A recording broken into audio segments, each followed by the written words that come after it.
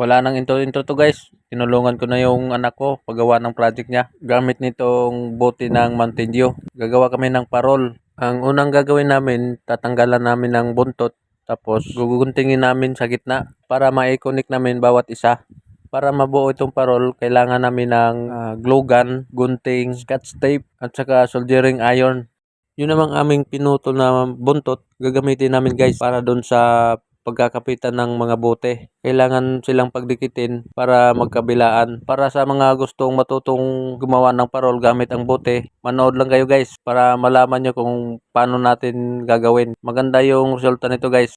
Ginugunting ko na yung gitna niya, bawat bote. Magkabilaan yan guys. Kailangan mong lagyan ng glue, tapos lagyan mo ng scotch tape sa dulo. Ganyan lang siya hanggat matapos yung pagkukunik lahat. Ito na siya, napagkukunik ko na lahat. Kailangan mo lang isintro yung mga bote, tapos lagyan mo ng glue bawat isa dun sa ginawa nating dalawang buntot. Sa paggunting ng bote guys, dahan-dahan lang para hindi siya lilihis. Kailangan kasi na straight yung paggunting nyo dahil medyo makapal yung bote. Dahil kung medyo baluktot yung inyong pagkagunting, mahirap isintro bawat isa kung tabingi yung pagkagunting nyo. Pwede nyo ring lagyan ng design guys.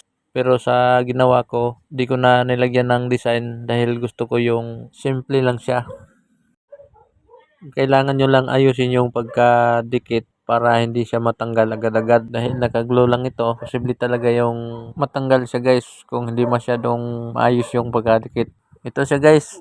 Nilagyan ko na ng buntot yung aking ginawang parol. Itong aking ginawang buntot guys, mga recycled materials din to. Gawa sa plastic ng shampoo, chichirya, at kung ano-anong plastic. Gawa po ito ni Ate Sepa. Shout out sa iyo Ate Sepa. Salamat sa pagbigay sa materyales na pwede namin gawing buntot sa aming parol. So ito na siya guys.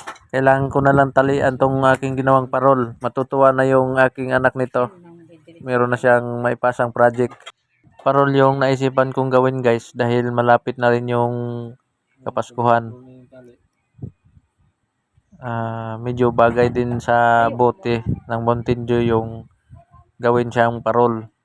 So ito na siya guys. Ito na yung gawa natin. Sana nagustuhan nyo guys. Meron pa siyang pwedeng maidagdag dyan. Pero sa ngayon, yan lang muna yung papakita ko sa inyo.